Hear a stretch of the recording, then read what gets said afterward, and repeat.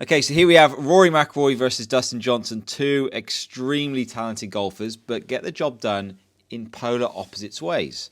Now, you've got a draw bias player in Rory, obviously has the ability to hit fades and draws, but we also have a fade bias player, again, in Dustin Johnson, but also has the skill level to hit the draw when necessary. Now, the first thing we can see here is definitely the feet line is representing sort of the direction in which they want to almost start this golf ball. Both players tend to use alignment aids relative to that idea. So both players in this scenario are trying to use their alignment in order to control what they want to try and see on the golf course, which for me is largely something that people miss, a very simple win that anybody can do. Now, let's just take both players to the top of the backswing and stop. So here we are, I'm going to take Dustin Johnson to the top of the backswing, and let's just stop him and see where he finishes. Now, firstly, you're going to see the hand path move out and away from him. So subject to where he starts life, we can see those hands sort of move out and away. And if I just sort of take Rory to sort of the same place here, sort of just take him up to the top of the backswing, you're going to see a very different takeaway. So both players sort of building in their takeaways to suit what they're trying to achieve. Now again, let's just stop it sort of at sort of shaft parallel on the way back. Very different look at where the hand placement is and very different look where the club head is. Now let's remember again, Rory wants to draw the golf ball and Dustin wants to fade the golf ball. So if we just take them both, keep going, keep going, keep going. Maybe you stop at sort of shaft, sort of lead arm parallel on the way back. Really sort of simple ideas versus Rory's sort of ideas of turns. Now we get a very different look now. We're starting to see the makeup of what they're trying to create. Now typically what you see here on, I guess, the left-hand side is it's easy for a golf coach to want to change this. We've got a relatively strong club face, we've got a lot of lead wrist flexion and very minimal ideas of hand depth. So just sort of taking note of where those hands are, sort of lead arm parallel on the way back. Those hands have barely made any inroads around the body. Yet here we can see the sort of hands almost on the midline of Rory's sort of shoe line. Now you take them both up to the top of the backswing. This is again where you're going to see some pretty simple ideas based upon their intent. And I think this is the biggest thing that people need to remember is when we look at the individuality of golf swings, we've got to understand what they're trying to achieve, what they're trying to do. You know, what are their makeups? Now, by definition, you're going to see hugely different ideas at the top of the backswing. Rory wants to draw the golf ball, so it makes sort of pretty no surprise that he's got huge hip turns. He's got a great amount of sort of rib cage sort of just working around him. Lead shoulders way behind him. His hand depth is super behind his heels. This player wants to draw the golf ball. It makes sense to a certain degree that we see a fractional cross the line position. Not always, but it makes pretty decent ideas that this might work. Now, while we've got huge hip turns here on Dustin and great trail leg extension, we haven't got a lot of hand depth. In fact, the hands, in my opinion, have just gone straight up. Now, when the hands go straight up, think about it in this scenario. The more that the hands go around the body, the more that, in theory, they're going to work into delivery from a pretty shallow position. Now, what I mean by that is if we just go from 1 to 2 here, from base of the handle back to the golf ball, versus base of the handle back to the golf ball, we've got a very different delivery position. Now remember, these guys are different in stature and height, but we've got a very different understanding of maybe how this golf club's going to work back into delivery. So if we watch both these players now sort of work down into delivery, you're going to watch Dustin have a very sort of laid off looking position, but you're going to watch the hands pretty much trace in pretty close proximity to the yellow line. Now this is pretty optimal for a player that has a high handle. I'm just going to stop him when I feel like the knee line is returned back to square on the way down. So I'm just going to stop him sort of around this sort of position. That's where I feel like both the kneecaps have sort of realigned back to a relatively simple idea of squaring off. Okay, so we've got the knees back to square. For Rory, you're going to see a much more sit-down type scenario. And you're definitely going to see the knee line square up dramatically later in time. So I would say the knee line is sort of back to level, sort of here. Now, the handle difference between the two is obviously dramatic. And if we just clear everything out, both players are returned back to their original knee flex, but the hand position is in an incredibly different spot. Now, in order for, let's say, Rory to have got his hands in that sort of position, with his hands working much more behind him for a longer period of time, he's had to stay pretty quiet on what he would consider his rotational methods. So he's not really ripping open in his lead shoulder. He's not ripping open on his lead side of the pelvis. He's not trying to turn too much. Now, obviously, Dustin's a very different scenario. He's definitely started to rotate open so much earlier. We barely can see the lead shoulder. The right shoulder's starting to work out. The hand path's starting to work out. The right knee's starting to work definitely more in front. And this is a very different idea. We've got a player here on the left-hand side that wants to rotate. You've got a player here on the right-hand side that is potentially using more ground forces, vertical forces, and lateral movements that is going to help him draw the golf ball. Keep it really simple. The more that we, let's say, rotate in a golf swing, certainly for the faders amongst us, the more that a player will want to feel like they rotate open, in theory, the more that they're going to have to fade the golf ball. Now, if we just bring sort of Dustin down to sort of maybe belt buckle height versus sort of Rory's belt buckle height, again, we're going to see some pretty simple ideas. Now, the image on the left is, in my opinion, getting a bit of a bad rep right now in terms of people perceive this to be relatively steep, that sort of shaft plane way above sort of trail forearm plane. But for me, it's not. It's just based on the amount of rotation that player is putting into the golf ball. And let's understand that, again, this is an incredibly fade biased trait. The reality is, in both of these scenarios, if I just maybe just pop in a pretty simple line here, we've got 53 degrees of shaft plane, and we've got 53 degrees of shaft plane. So let's understand the plane of the shaft is exactly the same. It's just the way it looks relative to the player's rotation. Yet we see so often, I see so often, that this is defined as steep. It's not defined as steep, it's defined as more rotation based. The golfer is definitely rotating way quicker than the one on the right hand side. Now, if you're trying to fade the golf ball, then this is pretty appropriate. If you're trying to draw the golf ball, maybe it's not quite as appropriate. Now, if we just bring both players down into sort of delivery.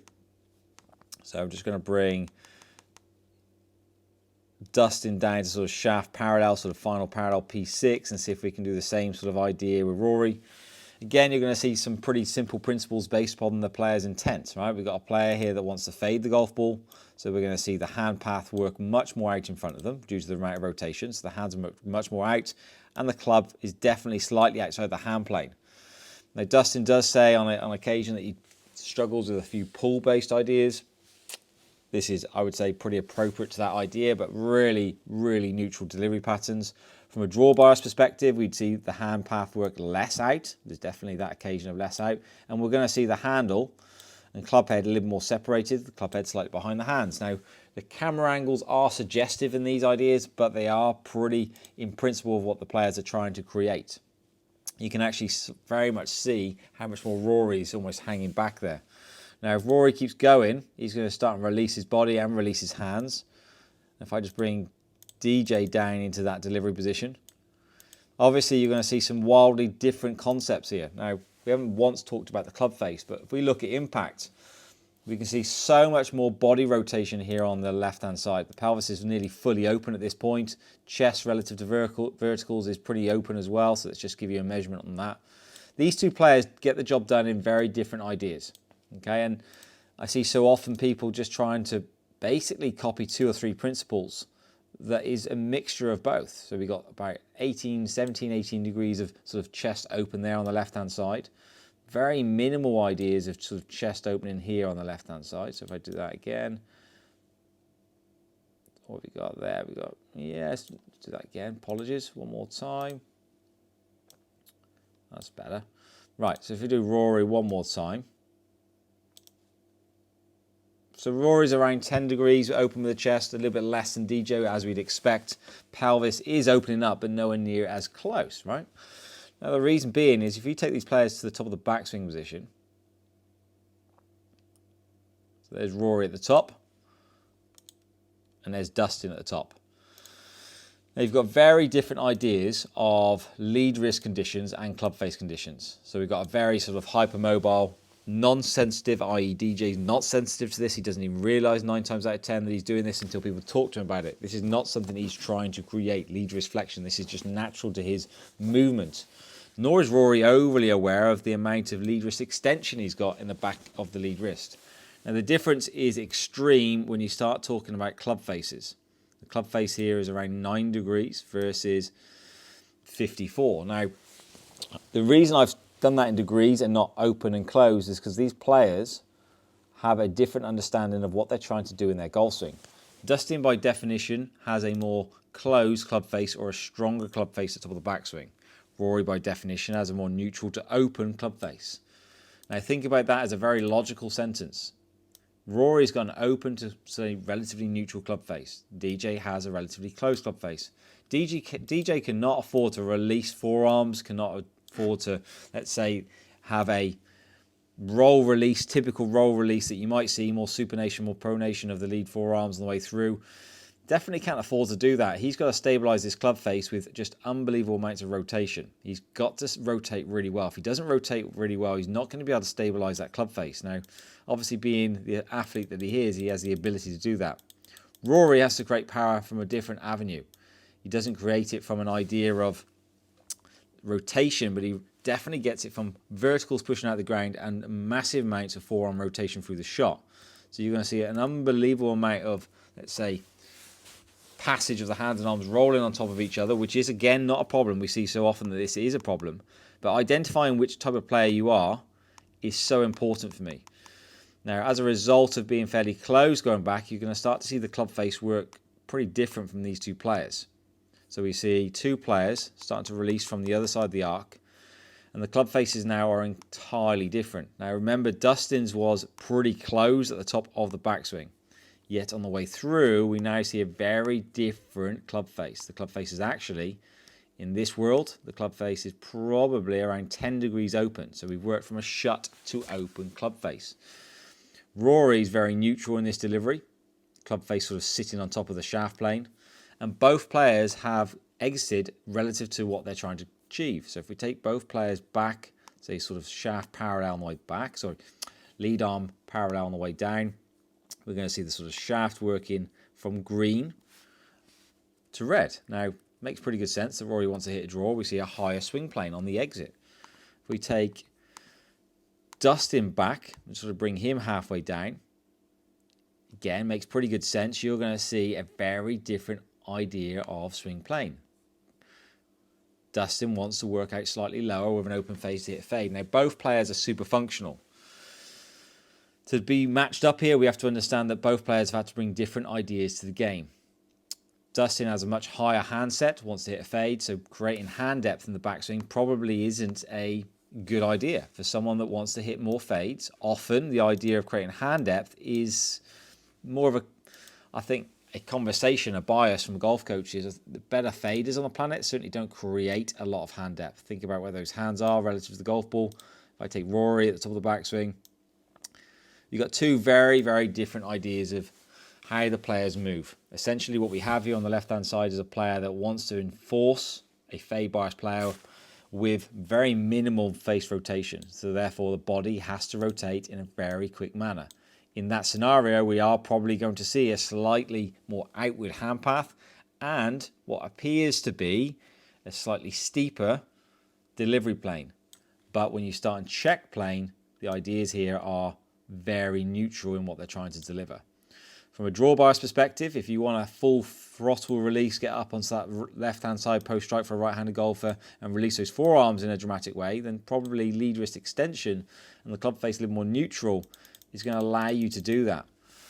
Now, again, both players are going to exhibit very similar planes, but they're going to do it in very different ways.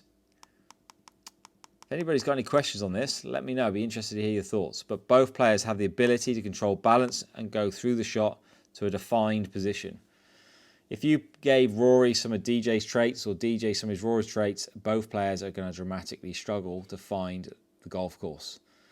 Often just understanding what you do really well and versus the few things you struggle with will define the traits and changes that you need to make as a golfer to get better at this game. Rory versus DJ. Good comparison.